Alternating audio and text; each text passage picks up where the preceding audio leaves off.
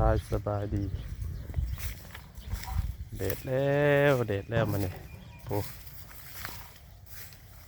ตอนเศร้าจักสิเด็ดเทเด็ดเทียมหรือบ่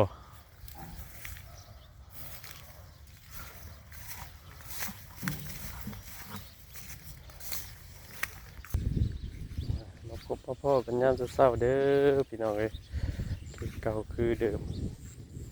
ลงทุ่งลงท่าก่อนยามต้อนยามดีแนวอยู่แนวกินตอนเศร้าย่างอาบหมอกก่อนพี่น้องเอ้ยมันนี่บรรยากาศเด็ดมันนี่เศร้าให้เศร้าหน้าเฮาดีใจกันทั่วหน้าแหละเห็นเด็ดเนาะจะได้เก็บเกี่ยวเข้าหน้าปีหรือว่าเข้าหน้าดอยังหลายพี่น้องเอ้ยกำลังเตรียมตากเขาเห็นเด็ดมากก็ดีอกดีใจจะได้ตากเขาเนาะผลทำมาหลายมื้อเลยวันนี้ตื่นสามาเห็นเด็ดเนี่ยแต่ยังบ่ฮู้ว่าสีเด็ดแท้หรือว่าเด็ดปลอมมันเลยเนาะบางมื้อก็เด็ดตอนเช้าตอนช่วยมาแล้วก็คึ้มแล้วก็ฝนตกห้ำลงมาแต่วันนี้ก็มีลมห่วยๆได้พี่น้องเอ้ยอากาศก็คือสีเย็นๆแล้วเนาะตอนเช้านะหอดมือหอดยามเพิ่นน่ะสิเบิดเองเนี่ยพี่น้องเอ้ยเนาะสู่ไปพี่น้องเอ้ยก็ยังใครแต่ผู้ใส่เข่าดอกเข่ากลางกันแล้วนี่ยังบ่พอสิได้เกี่ยวก็คือสีวิทย์ผ้าวิทย์ฝนอยู่ดอกยังสิได้เกี่ยวกะเข่ากลางเนาะเข่าดอกที่สุกเต็มให้เต็มหน้าอยู่ยังก็เกี่ยวบ่ได้เกี่ยวไปกับฝนห้ามเอาขึ้นบ่ทวงบ่ทันก็เสียหายออกงอกออกอย่างแน่เน่าแหละเข่ากันแล้วตกคู่มือเอาไงช่วงนี้นะก็มีข่าวออกมาอีกว่าสีฝนสีมาแต่ที่16จนฮอด19ว่าจังโอ้ยชาวนาก็ใจตุ้มต่อมแหละใจบดีแหละว่าเห็ดไห้เห็ดหน้าเขาก็วังเข่าน้ำไห้น้ำหน้านี่เนาะความหวังของชาวนาก็สิมีย่างเห็ดไห้เห็ดหน้าก็หวังได้เข่าน้ำไห้หน้าเด็กเก็บเกี่ยวกะบ่สะดวกสบาย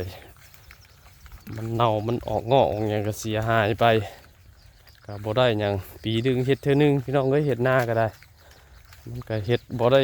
เป็นธุรกิจเนาะเห็ดพอได้ใส่ครอบใส่ครัวพอกุ้มอยู่กุ้มกินบ่ได้คาดหวังอย่างไรบัดเฮ็ดแล้วก็บ่สมดังใจมั่งใจอันปรารถนานี่ก็โย่ลำบากแล้วยากกันดีพี่น้องเลยเกี่ยวกับธรรมชาติเนาะธรรมชาติหลายปีมาแห้งเปลี่ยนแปลงไปบ่คือแต่พอแต่แม่เพิ่นตะกี้ผลเบิดก็คือเบิดแต่พอแต่แม่เพิ่นว่านกอันนี้ห้องนะนี่นกอันนี้จังเนาะบ้านเฮาเพิ่นห้องนกสังเวนนกจักแวนเนาะสังเวชบ่นกอีหยังแหละหลายคนหลายห้องพี่เนาะถ้ามันออกมาห้องเจ็ดอยู่ไหหน้านี่เพิ่นว่าเบิดฟ้าเบิดฝนนี่แหละแต่พอแต่แม่เพิ่นเบิดก็คือเบิดได้ตะกี้เนาะแต่เดี๋ยวนี้โอ้ยพี่น้องเอ้ยมันบ่ได้ว่าน้ำนกน้ำหยังบ่ได้หยังสังเกตหยังบ่ได้เลยพี่น้องกูมื้อนี่เนาะคือสิตกก็ตกคือจะมาตกก็ตกอยากมาก็มาฝนก็ได้มันก็เลยเห็ดอย่างกับบ่ท่วงบ่ทันฝนสีมากับบ่ได้ห้องบ่ได้มืดบ่ได้อย่างได้คู่มือนี่วาบมาบาทเดียวเลยเห็ดนั่นกับบ่ทันเนาะคือเก่าคือเดิมพี่น้องเอ้ยลงมาพี่เด็ดทงไห้ทงหน้าพี่เด็ดหาอยู่หากินได้บ่ได้ก็แล้วแต่ดวงมือได้มือบ่ได้ยังใครกูเฮาบ่เห็ดบ่หาเนาะเดี๋ยวเรียกกำให้กำหน้านี่แหละปีได้หน่อยปีได้ลายแต่ยังใครกลัวปีที่เฮาบ่เห็ดแต่ปีได้เฮาบ่เห็ดนี่ก็คือว่าบ่มีได้แหละสู้ๆไปพี่น้องเลย จังไดเฮาซอยชาวนาเนาะบ่คือผู้เฮ็ดเวียกเฮ็ดงานเฮ็ดลาเฮ็ดการเนี่ยก็ผู้มีเวียกมีงานก็เพิ่นก็ว่าเป็นชาวนาดีบัดชาวนาก็ว่าผู้มีเวียกมีงานดีจักอันใดดีเนาะบ่ต่างกับอันคนในจะออกคนนอกจะเข้าเนี่ยบ่จะดีที่สุดก็คือรับกับสภาพเจ้าของได้นะเราเห็ดหยังเราเห็ดหยังก็ต้องเห็ดหน้าที่ของเราให้มันดีที่สุดไปเปรียบเทียบกับคนอื่นเนาะคนอื่นได้อย่าไปเปรียบเทียบกับคนอื่นคนอื่นมีก็จะเอาฐานะหรือว่าเอาการเป็นอยู่ของเฮาไปเปรียบเทียบกับคนอื่นเขาก็อยู่สมเฮาอยู่สำเฮาดีที่สุดเลยพี่น้องเลยเนาะ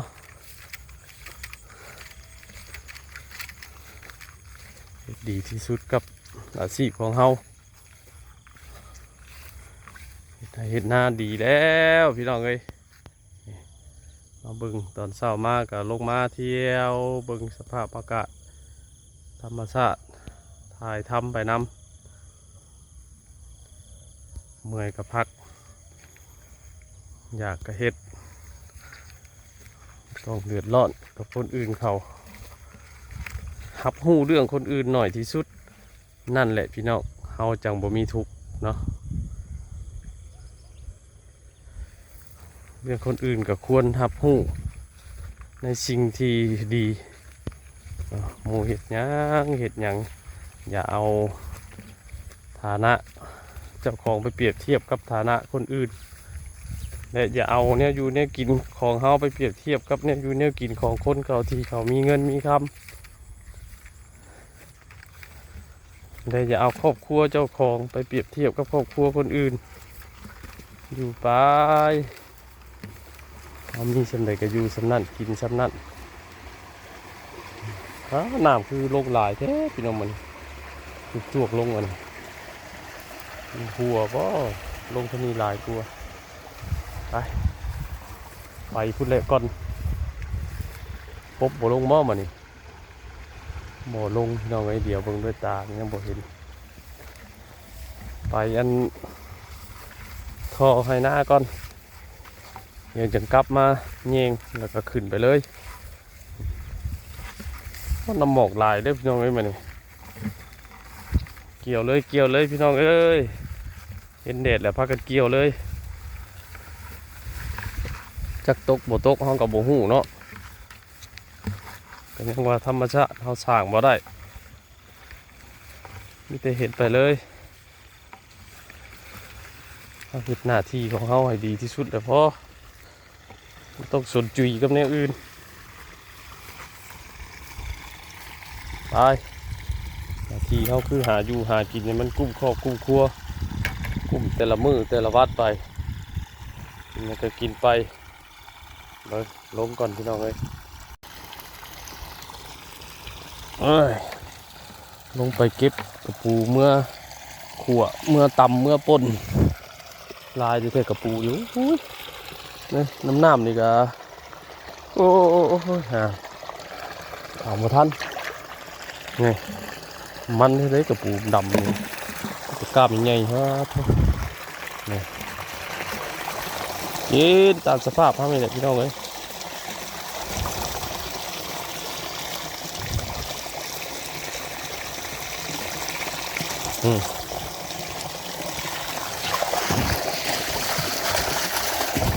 ยังนี่ให้ตากะพอได้กินอยู่ลงแต่ละคาบแต่ละเศร้านี่ปลาปะปลาเนาะเด็กโอ้ปลาน้อยนี่เน่าว่าอะไรปลาตัวน้อยแต่ละเศร้าแต่ล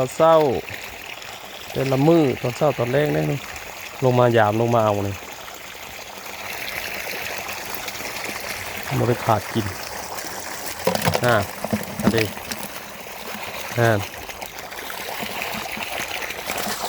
กุ้มกินเลยกินไปแบบนี้แล้วไหนโอ้อาปูอยากกินคือบ้านคือเมืองหมู่อยากกินคืออันผู้คนมีเงินมีทองกะเป็นไปบ่ได้แหละต้องไปกินตามสภาพองค์ไผ่ของมันตามฐานะกินเกินกินปูกินปลากินนี่ไปนี่แหละป่าหน่อยเน่าเก็บถิบหมดลืมเนี่ยเนาะหมดถิ่นเนาะเสียวเมื่อให้หมดแดงไงเอาหมดแดงมาเลี้ยงเนาะเลี้ยงอยู่น้ำเลี้ยงแบบธรรมชาตินะเลี้ยงแบบปล่อยใช้ต้นม่วงต้นนั้นต้นเนี่ยต้นม่วงแล้วก็ต้นหมากมี่อยู่เพื่อนตรงไงหมดแดงมาเลี้ยง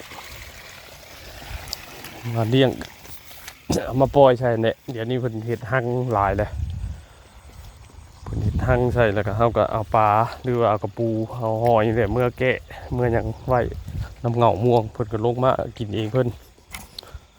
ลงมาแต่ละเทือกะได้อิ่มทั้งคนได้อิ่มทั้งอันหมดนี่ไปที่โต๊ะมันคนปลาคอได้พอปนพอปีแบบนี้แหละเนาะยามนี่ปลาลงเนี่ยอันนี้ปลาข้างหนองข้างห้วยข้างไหหน้าปลาข้างไหหน้าเป็นคู่มือเป็นโบตกเป็นคู่มือก็ได้กินปลาคู่มือมาเบิ่งรีนี่บัดเบิ่งแยงนี้เอาได้บ่น้ำหัวแห้งแท้หมงน้ำลงปองนี่แห้งเขาไถมีบ่มานี่น้ำบ่ฮอดบ่มีบ่พี่น้องมานี่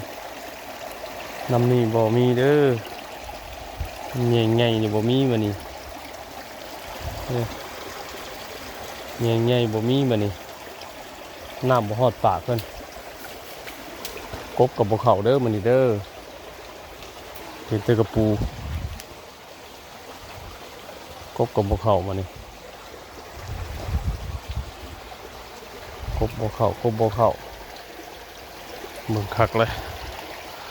กบกับบ่เข้าปลากับบ่มีมันแยงใหญ่น้ำหัวโอ้น้ำหัวแห้งเลย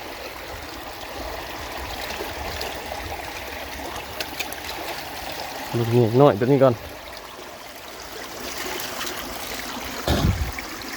เงี้ยน้อยตัวนี้ก็อยู่ต่ำพวก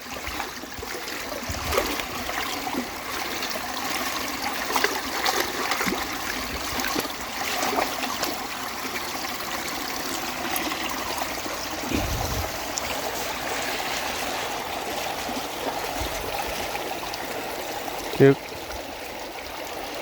บ่มี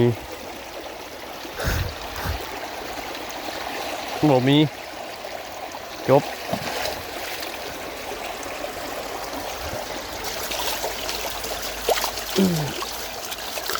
น้ำขาดปากแยงเลยบ่ได้มานี่น้ำแยงน้ำมันห่วยนี่น้ำมันยังลายอยู่น้ำเดี๋ยวมันขาดปากแยงเนี่ยเลยบ่ได้แต่น้ำไหหน้าน้ำทอเอ้ย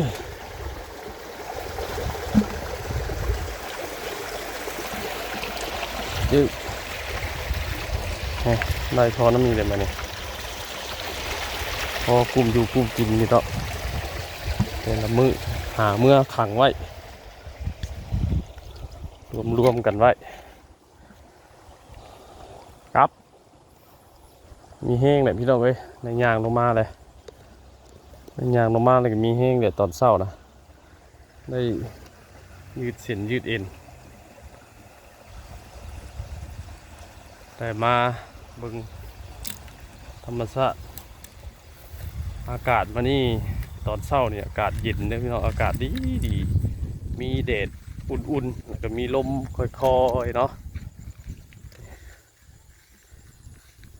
น้ำหมอกก็ละลาย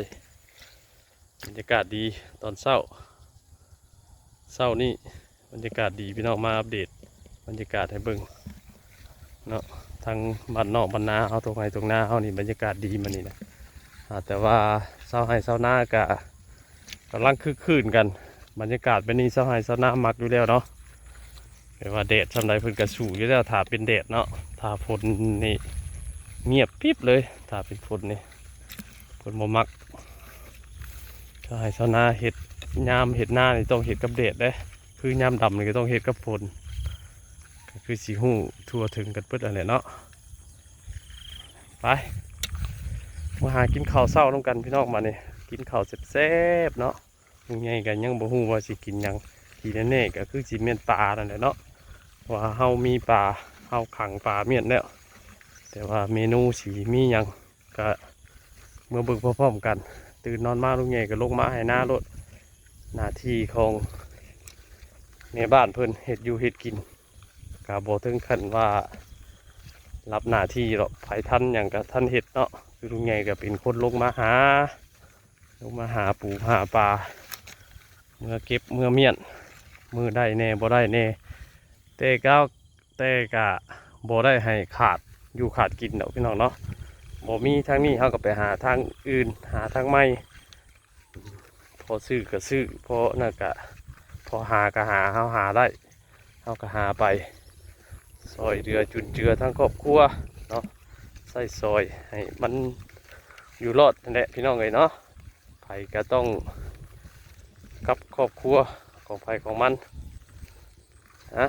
เมื่อกินข้าวเช้าน้องกันพี่น้องกินข้าวเซฟๆอันนี้เนาะไปเฮ็ดเวียกเฮ็ดงานเฮ็ดรายการก็ขอให้อันลุล่วงกับหน้าที่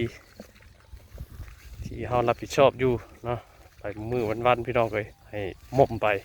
แต่มือวันสำหรับคลิปนี้ก็สิพอประมาณนี้ให้อยู่ดีมีแฮงเด้อพี่น้องเลยเนาะสบายดี